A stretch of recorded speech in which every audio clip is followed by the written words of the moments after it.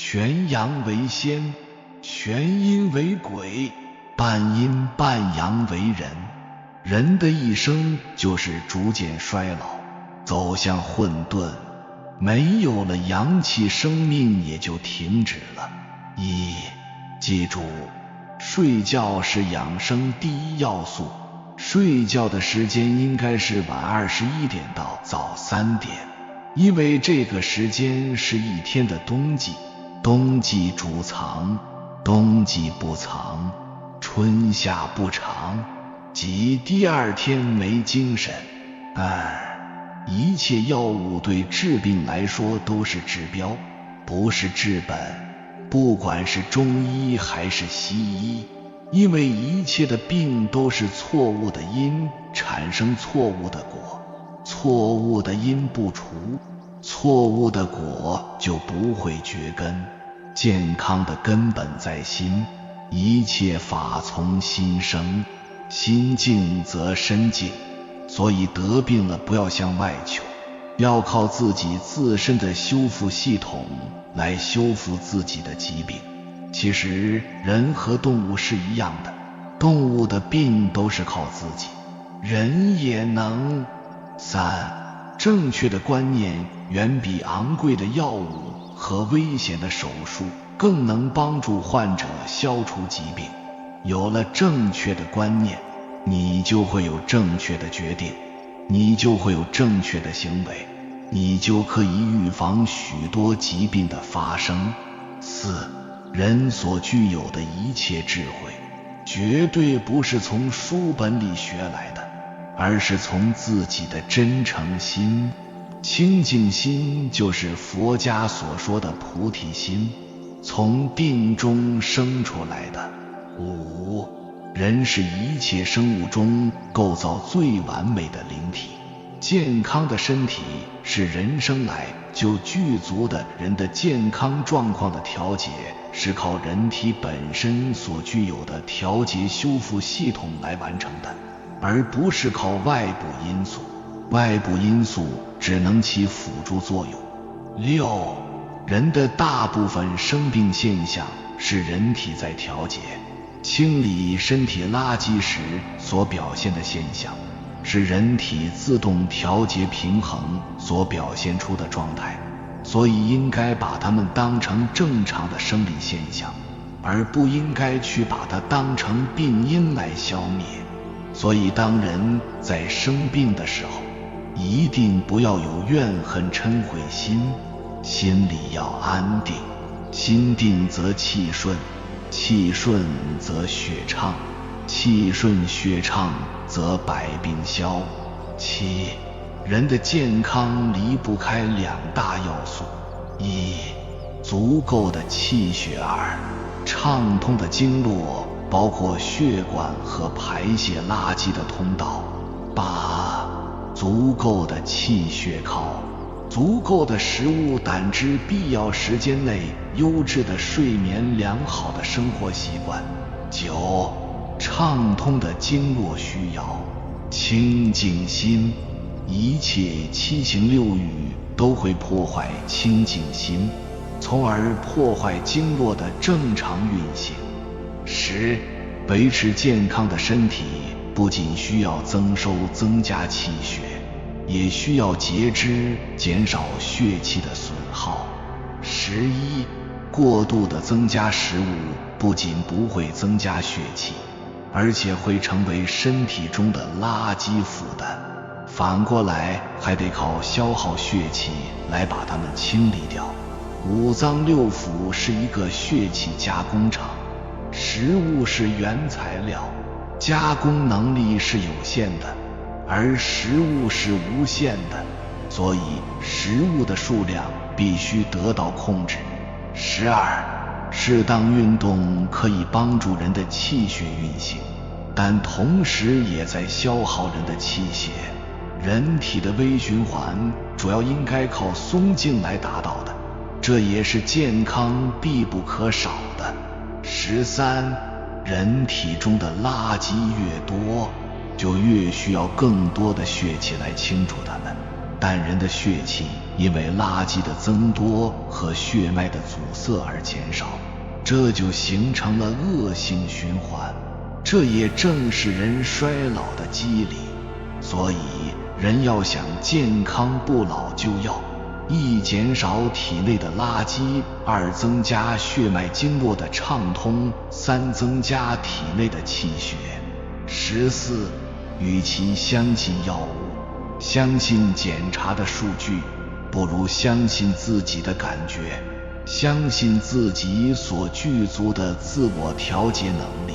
但这需要在你得到智慧开了的前提之下，才能分辨这一切。15健康从调节心性开始。为了你的健康，你学佛吧。学佛得到的快乐是人生最高的享受。16对于一个有宿疾的人来说，只有气血充足了，一是通过这里所介绍的补充气血的方法，二是通过静坐打通气机，病情才会显现出来。所以练功的人在功夫达到一定水平后，都会出现一些有病的现象。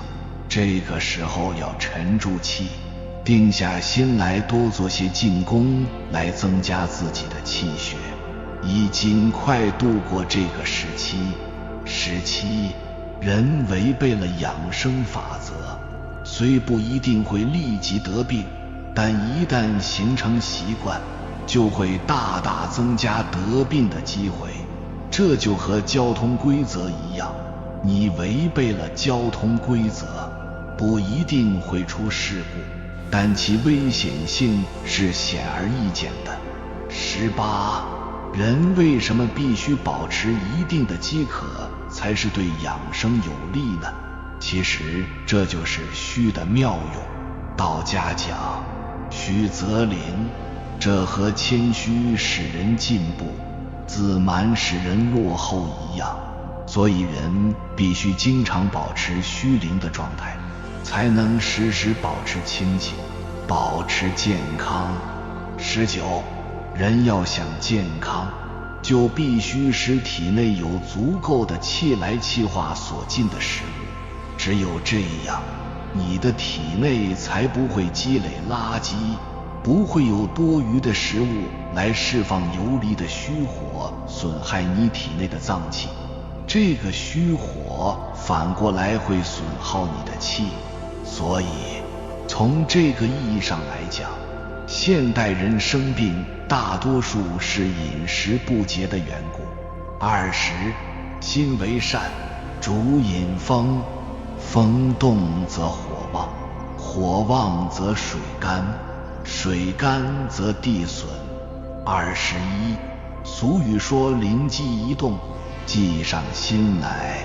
这个机字如果能真正领悟透了，那么你的悟性就算是开了。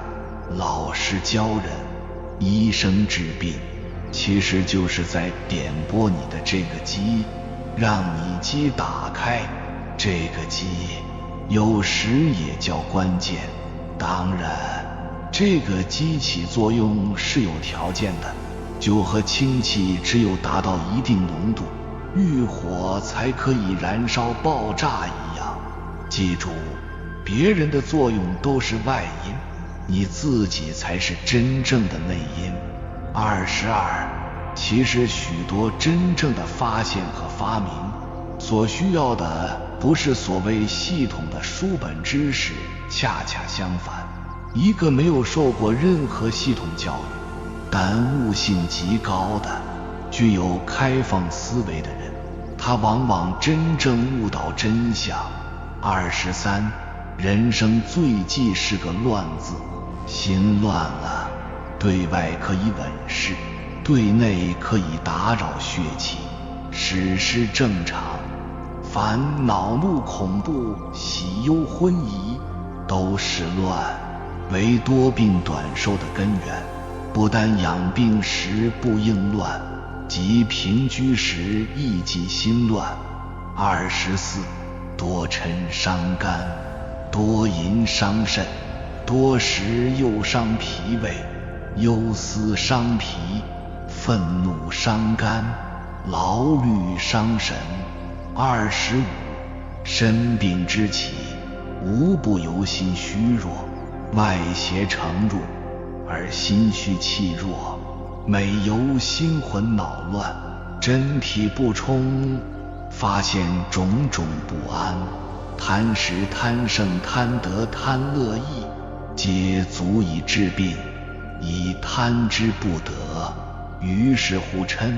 贪嗔可使心荡气促，胆经肝旺，六脉震动，五脏沸腾，外邪同时乘入，此病之起因。26凡人欲求长寿，应先除病。欲求除病，当民用气。欲民用气，当先养性。养性之法，当先调心。27人受五行之气而致生，故肉身以气为主，气亏则病，气滞则病。欲治其病，先治其气。28气以行血，血以补气，二而一也。凡人久视则伤血，久卧伤气，久坐伤肉，久立伤骨，久行伤筋。七情六欲之过，则伤元气，伤心肾，像火旺，真阳耗。29治五脏之病，莫先于补气。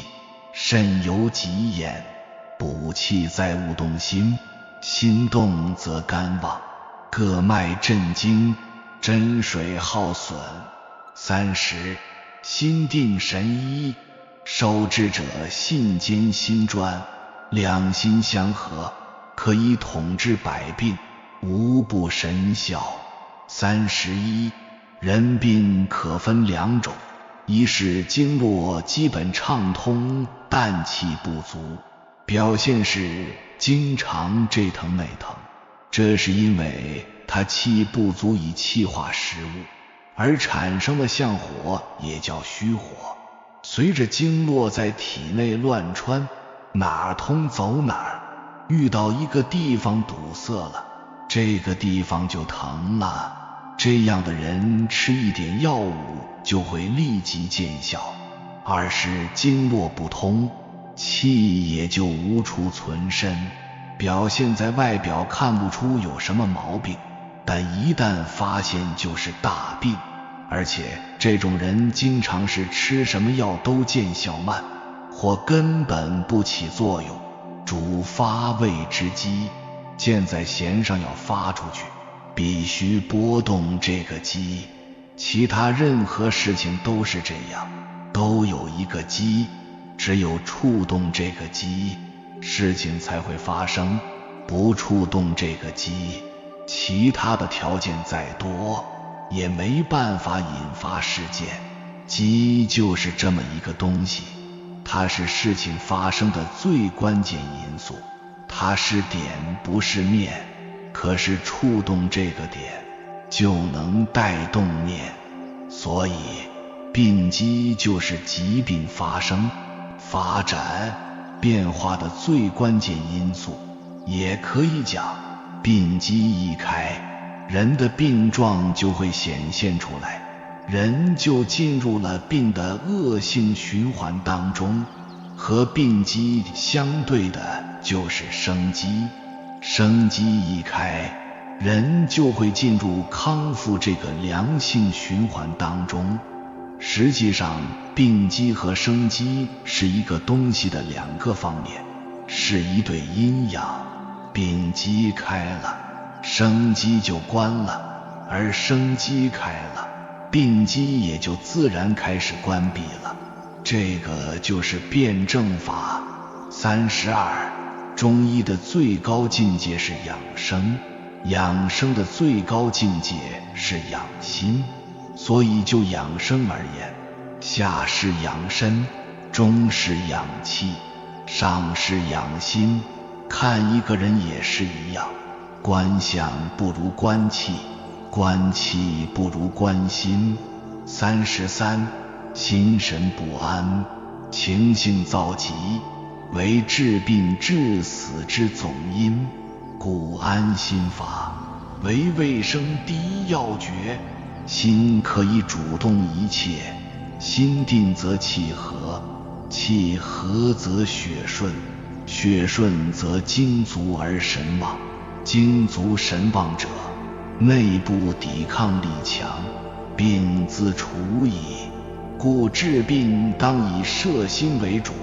34风寒阴阳属湿，在皆可使人治病，万一抵抗力薄弱，即可乘虚而入。身弱者多病，即是此理。妇人有保卫力，如衣食住等等；贫人有抵抗力，如气足神旺，毛孔厚密，不易侵入等等。妇人多食肥甘，伤胃伤齿；贫人多饿，所食不杂，故无常病。妇人多疫，故多气恼；贫人多劳，故少疾病。妇人不造福而享福，只是消福，消尽则穷。穷人能勤俭，即是造福，果孰极富。凡衣食住之保卫力富，则精气神之抵抗力弱；保卫力弱，则抵抗力强。35大病初愈，切忌理发洗足沐浴。36故求长寿无病，常强肉身。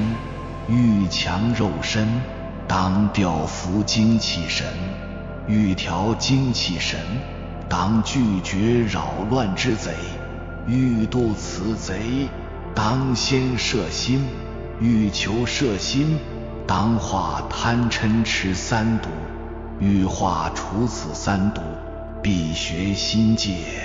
但空口言戒，无益于事，必求开会，方不为所余。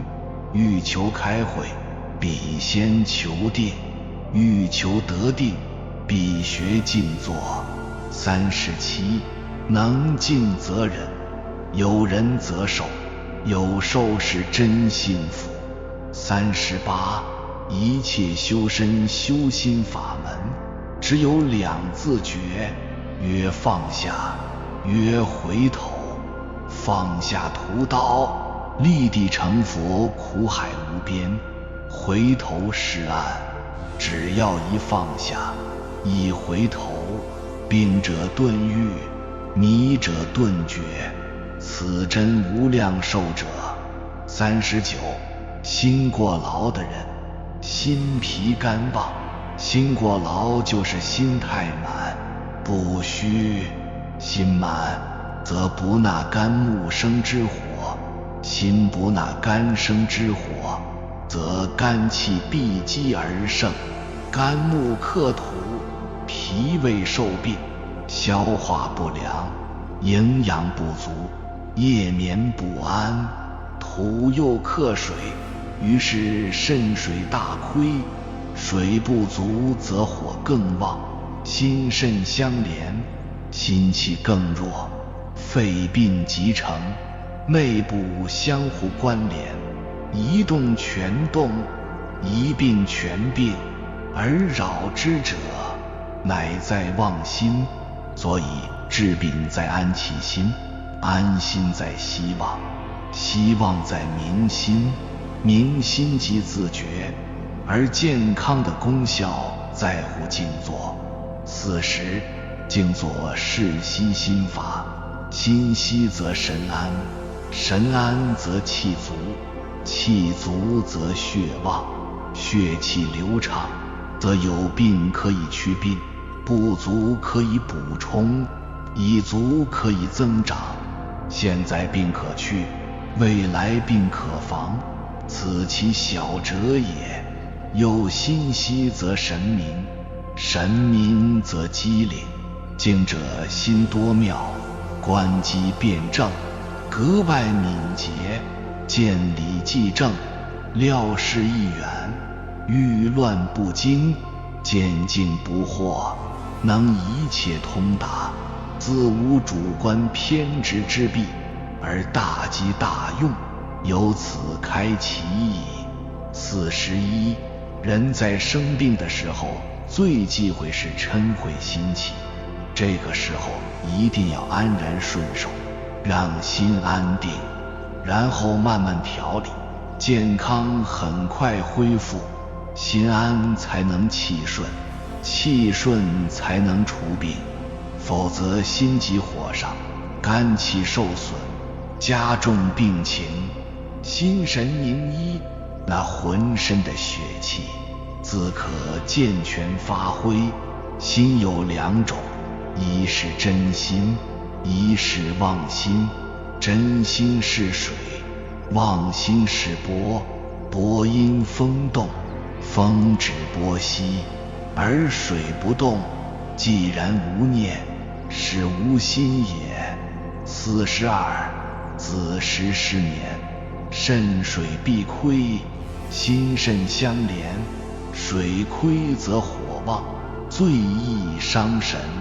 43，睡时如有思想，不能安枕，切勿在枕上转侧思虑，此最耗神。44，午时属心，此时可静坐一刻钟，闭目养神，则心气强。45，早起如在寅时3点至5点，此时切忌郁怒，不然必损肺伤肝，万望注意。46，人生一切事业皆以精神为根本，而精神之衰旺强弱，全赖心神之静定不乱，一个乱字足以妨碍一切工作。47，生以血气流通为主，气滞可以阻血，血阻可以解毒为结为裸，为癌为瘤，皆是血气不流通之故。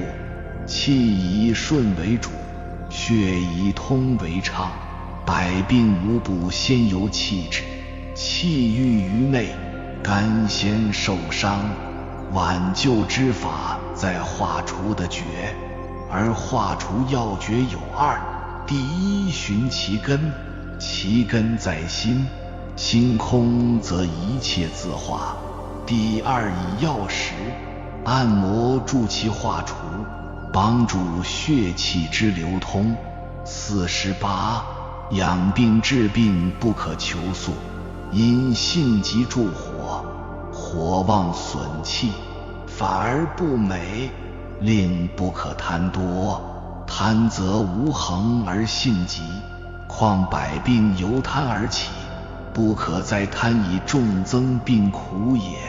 49，心属火，肾属水，心肾相连，火一降下，水一上升，水火相济，则蒸气内发，各部机体运动，可求得健康。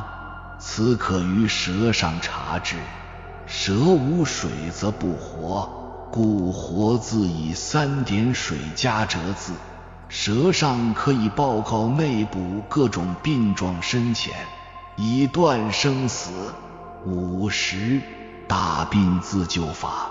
1，不要怕死，决信我这个病非但可以养好，并且身体可以格外健康，保证长寿，因为自己机体中本有特具的能力，不是空言的安慰。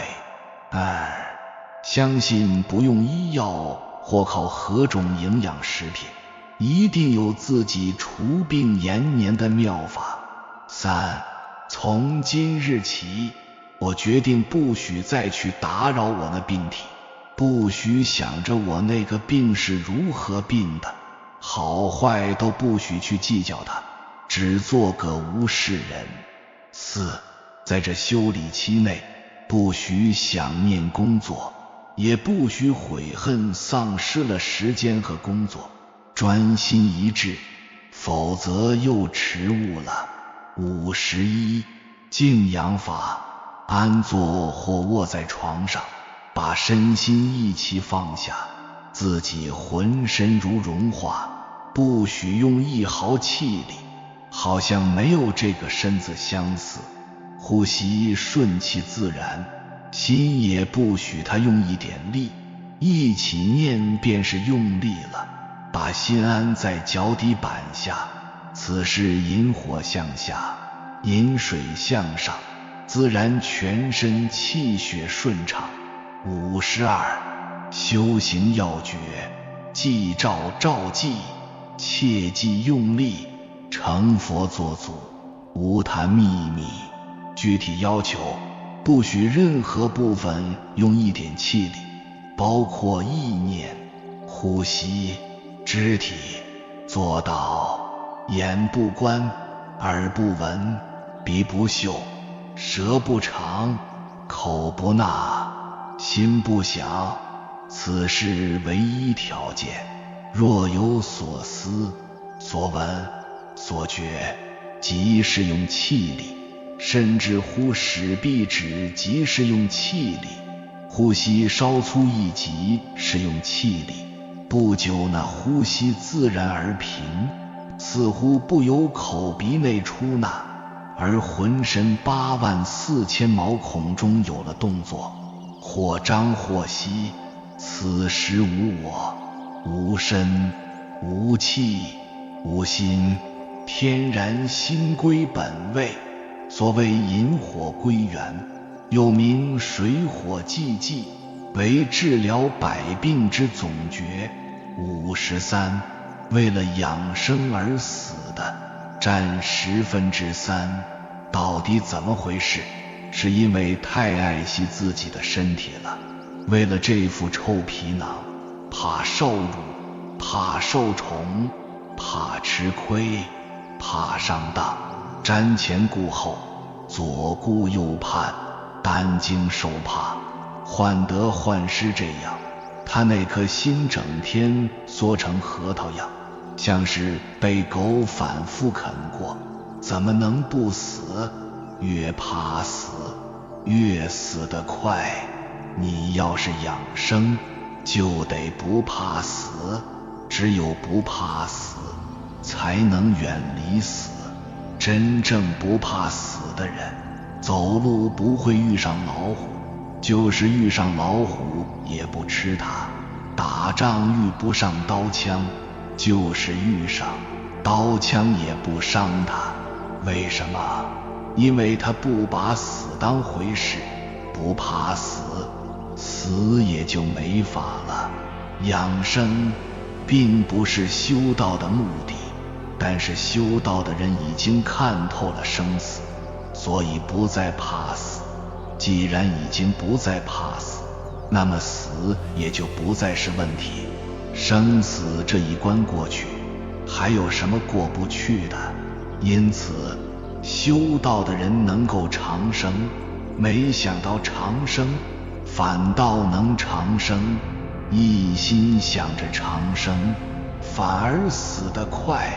长生不是修道的目的，它只是修道的附带现象。54. 人有病，人还不以为有病，这就是人的最大的病。知道自己有病的人有多少呢？55. 天天3更半夜还在网上的人，本身就是养生的大忌，包括一些所谓的名医也是这样。还有他们的心量也是斤斤计较，试问这样的人连自己都保不住，还怎么医人呢？56. 别贪那个小便宜，大便宜也别贪，一个贪字就含着祸。贪，患得患失会导致人得心脏病；贪，患得患失是不懂道法自然的表现。57，不要天天想着吃什么补阴，吃什么壮阳，记住了，运动就可以生阳，静坐就可以生阴。阴为阳之母，阳为阴之用。58，人在气不足的时候，不能盲目补气，否则会影响身体健康。如果是因为血不足，就需要先补血，因为血为气之母，否则就成了干烧气敏，把内脏烧坏。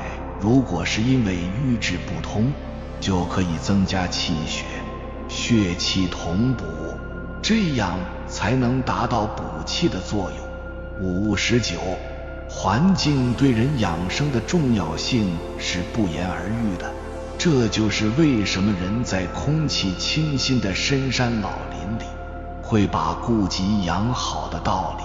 因为深山老林中的精微物质负离子会通过人在放松情况下的深呼吸，把它吸收到人体内部，从而滋润运养五脏六腑，使人重新焕发活力。还有重要的一点，常人并不所知，就是人不仅仅是通过口鼻来呼吸，人身体的每个汗毛孔都是可以呼吸的，而且正是它们吸取着天地的精华。60，人在松静的状态下慢慢深呼吸，就能体会到人和天地精微之气的交换。在吸气时，实际除了肺在吸气，整个身体是在把体内的气向外排，即把人的气释放到天地，而肺在呼气时，实际人是在通过全身毛孔吸收天地的精微之气。这大概就是老子所说的天地之间，其犹橐越乎？61，运动有2点禁忌，一是不能在气血不足的时候运动，二是不能在污浊的环境中运动。62，运动的作用有2，一是增加气血的运行速度，促进体内的垃圾排出体外；二是打开皮肤的毛孔，吸收天地精气。63，什么是悟性？什么是智慧？悟性和智慧就是用最简单的方法来处理看待一切事物，但一些庸人自扰的人总是把简单的事情看复杂了，做复杂了。繁和简其实是一回事，是一回事的2个方面。聪明的人看到的是简单的一面，愚蠢的人看到的是复杂的一面。64，人治不了的病要靠神治，神治不了的病要靠佛治。佛是什么？佛是心。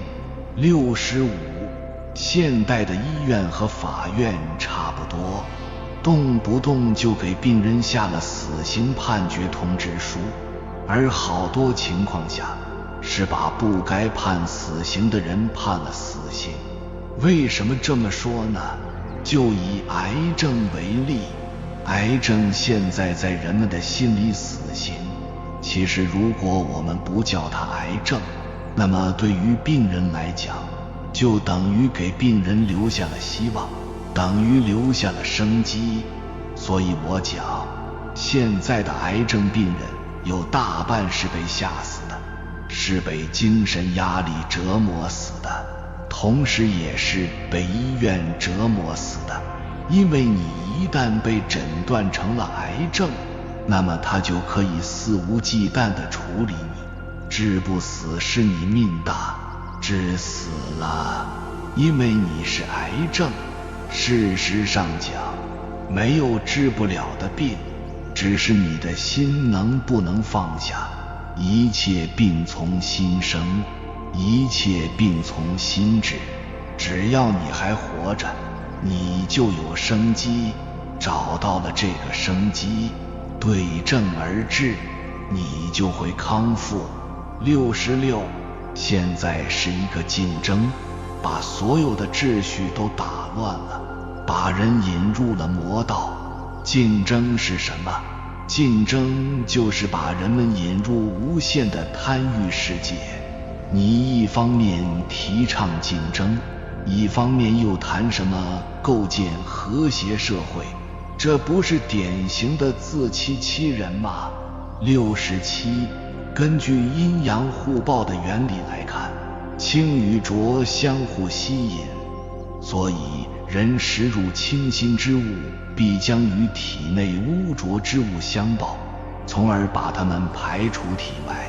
68，污浊之物的产生，一是因为食入不干净食物，但更主要的是食入了过多的食物，体内不能运化，造成食物堆积成垃圾。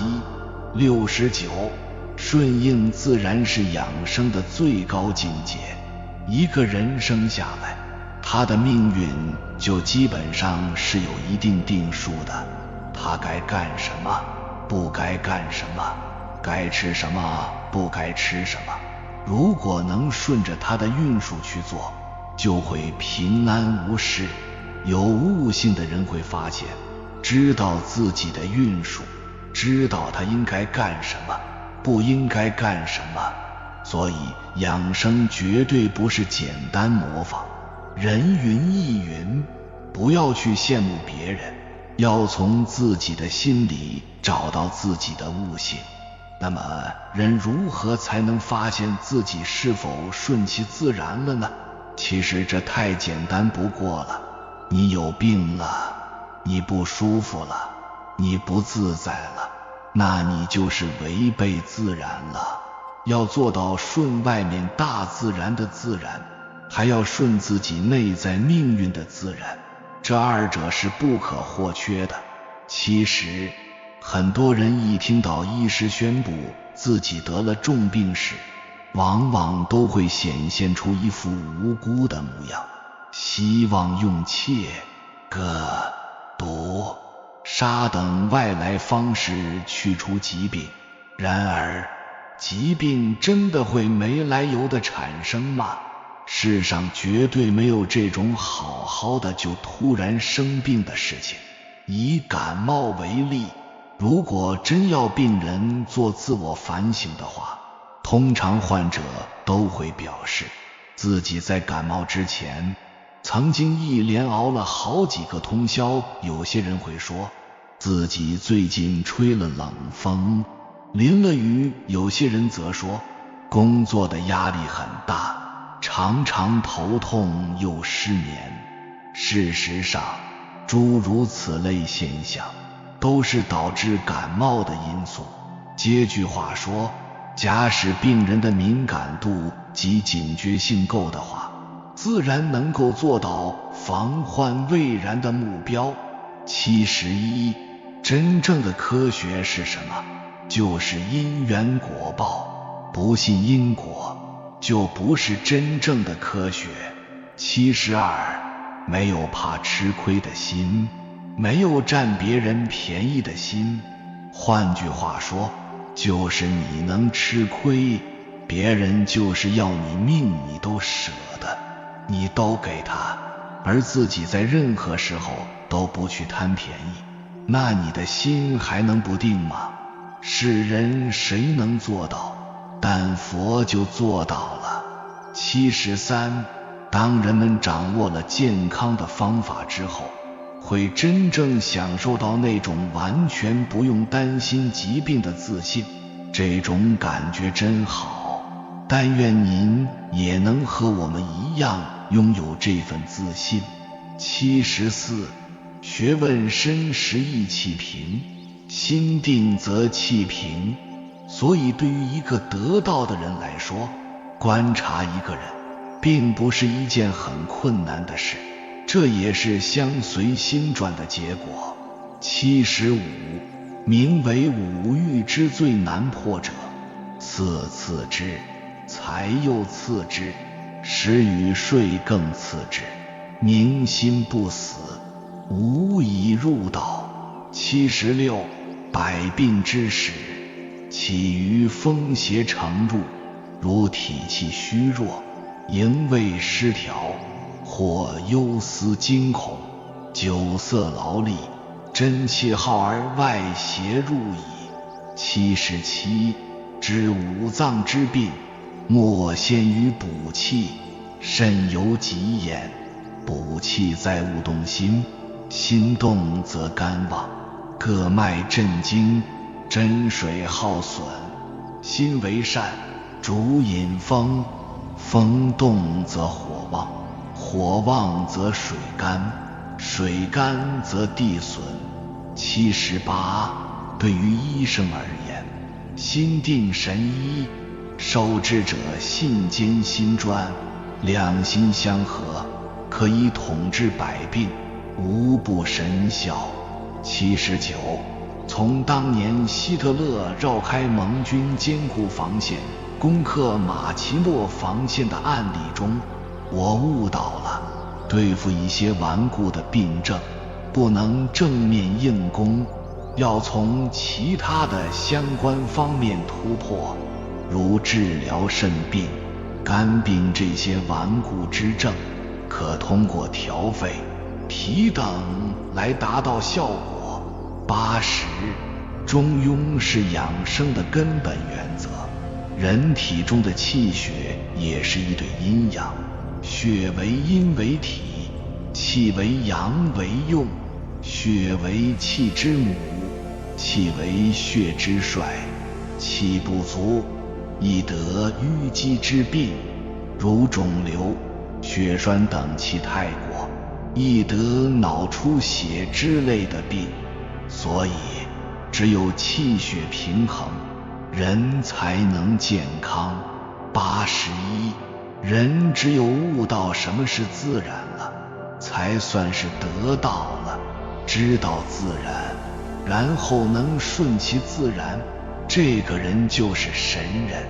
懂得阴阳了，懂得顺其自然了，你就一定会成为良医大德了。82什么是自然？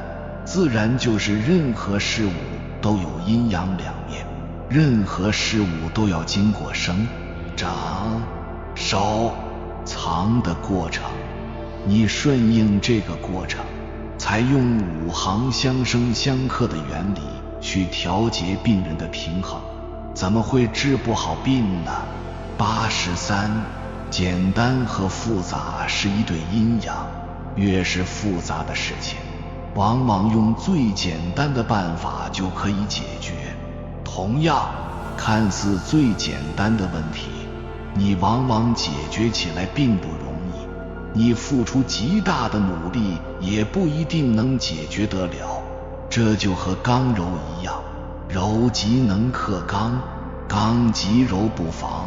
所以我们在解决问题的时候就要有这个思路，遇到复杂的问题要去找简单的方法解决，遇到简单的问题不要忽视它，要引起足够的重视。战略上藐视，战术上重视，就是对问题给予藐视，对过程引起重视。84我们看看这个世界上是不是这个道理？吃饭睡觉，有几个人能顺其自然？有几个人能遵守自然？你遵守不了，为什么？因为它太简单了。正因为太简单了，所以你就不容易遵守。这就是辩证法。85什么是平衡？平衡就是阴阳的互相依存和互相制约，哪一方太过或不及都会失去平衡。怎么会伤元气？失去平衡就是在伤元气。经常处于平衡的状态，元气就会保持得好，人就衰老得慢。86阴阳之道就是矛盾对立的两个方面互相依存，互相转化。任何一对矛盾，如果一方脱离了另一方，不受另一方的制约了，那它离消失、灭亡就不远了。你看当今社会，领导们都不喜欢制约，喜欢独来独往，我行我素，贪污受贿，其结果是什么就可想而知了。阴和阳就是如此。大自然中一个事物的出现，总有令它产生的因素，但同时总会出现另一因素来制约它，这就是五行相生相克的道理，也是阴阳相互依存、相互制约的道理。所以养生的道理也是如此，你生病了，总有一个使你生病的因素存在，同时也会有一个制约它、另一疾病消失的因素存在。正如自然界中毒蛇存在的地方，必定附近就有解蛇毒的草药存在一样。87，什么叫人得意忘形？他失去控制了，失去阴的制约了，所以其下场毕竟是同样人也不能一味消沉下去，这就是失去阳对他的制约了。88，如何具有大智慧？没有博大的胸怀，哪来的大智慧？89，俗语说活到老，学到老，学习也要应时，到什么年龄就要学他这个阶段应该学的东西，否则就是不应时，不顺其自然。但看看我们现在的教育，从幼儿园到大学，有多少是学了应该学的东西？小时候应该学什么？应该学德，学孝道，接着学识字断句，再往下学如何做事，到青年学如何优生优育，家庭幸福，到了中年学习养生之道，到了老年学放下心态，安享晚年。继续教育学什么？就是要学这些。90，情志跟疾病的相关性是很密切的，有些疾病就是因情志而起，你用药物治疗，治来治去都不好。对于这类疾病，解铃还须系铃人，五志能够治病，五志亦能解病。91，养生有一条很重要，就是不能怕死。怕死者阳气不足，阳气不足，死神就会找到你。这就是道家所讲的，修炼人要有英雄的气质，仁、智、勇三者缺一不可。92，当你把什么学问理解到它是非常简单朴素的时候，这时候你才是真正得到其中的三昧了。如果你还感到它是那么博大精深、深不可测，那是你还没有掌握到它的精髓，是只见到茂密的树叶，而没看到它的根本。这时候你还是处于有的阶段，没有达到无的境界。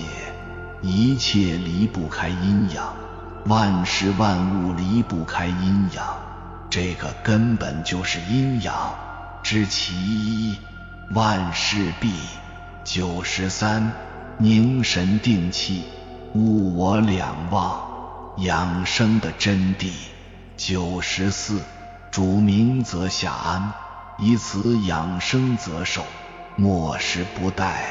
以为天下则大昌，主不明则12官危，使道闭塞而不通，行乃大伤。以此养生则殃，以为天下者，其宗大危，戒之戒之。95，五行相生相克的应用，凡是因五脏太过引起的疾病，都可以用五行相克的方法对治。同样，凡是因为五行不足引起的疾病，都可以用五行相生的方法解决。这是运用五行的根本原则。96. 现代人往往都在追求提高物质生活方面下功夫，这种追求的后果是很可怕的。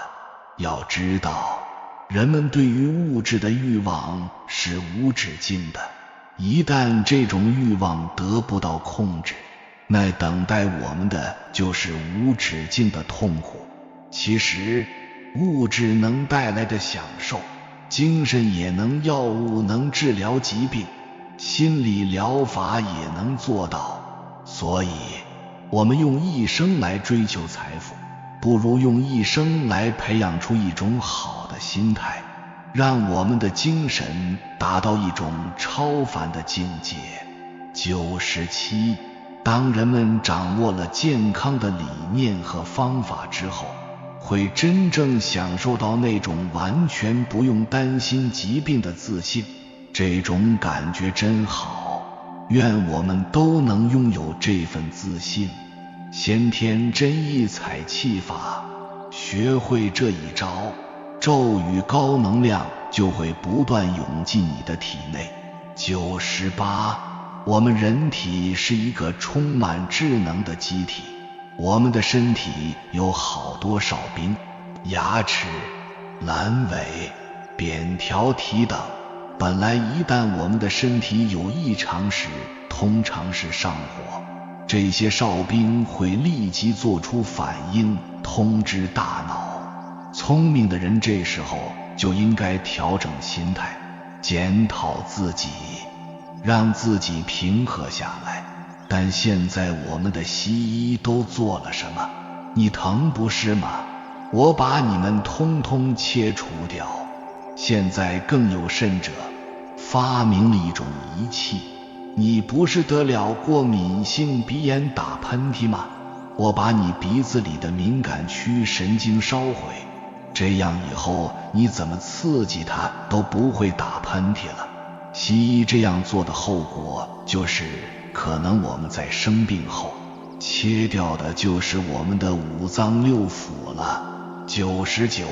记住，我们偶尔拉肚子、打喷嚏、咳嗽、发烧等都是我们自己的身体修复系统在工作，不要一出现这些症状就滥用药物。100. 很多重病或绝症都只有一个理由，恨。当这恨没了，病也必一起消失。这世间最难解的是绵延不止的恨，故有解不开的恨，才有治不好的病。有缘人，感谢你看到最后。如果今天的影片对你有所帮助，请按个赞给我响应。还没有订阅频道的，请点击右侧的订阅按钮，与我们建立更深的连接，随缘加入会员，与同频之人共修福报，随喜转发，传播善知识，功德无量。